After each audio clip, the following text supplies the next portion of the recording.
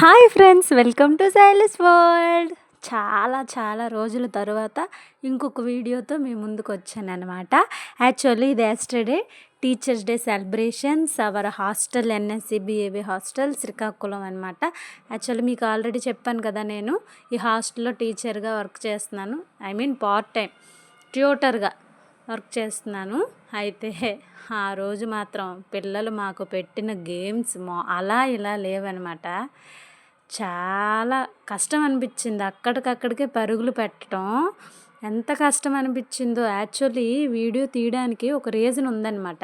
నాకు 29 సంవత్సరాలు ఇంకా నిండాయి. అంటే 30స్లోకి అడుగు పెట్టాను. అప్పుడే బాడీలో చేంజెస్, హెల్త్ సగం డ్యామేజ్ అయిపోయిందా అని అనిపించింది. కొలెస్ట్రాల్ ఎంత ఉన్నాయా హై లెవెల్లో నా బాడీలో అని.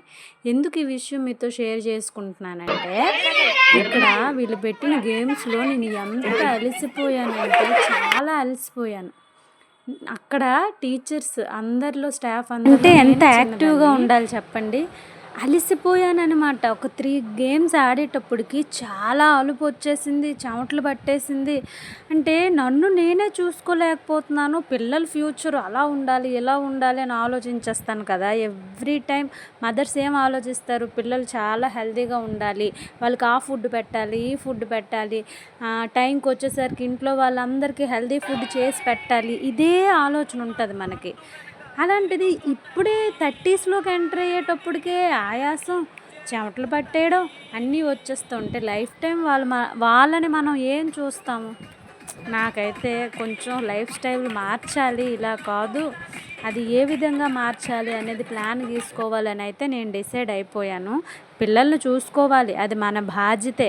అయినప్పటికీ మనల్ని మనం కూడా చూసుకుంటే కదా వాళ్ళని ఇన్ ఫ్యూచర్లో మనం చూసుకోగలుగుతామని అయితే అనిపించింది.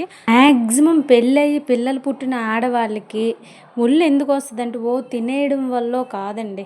వాళ్ళు టైం సరికి తినరు, ఇంట్లో ఏది మిగిలితే ప్రతిదీ అదే పొట్టలో వేసేస్తారు. సో అలా కాకుండా మనం హెల్తీగా ఉండాలి అంటే మనం కూడా లైఫ్ స్టైలు, తినే ఫుడ్ అన్నీ మార్చాలి.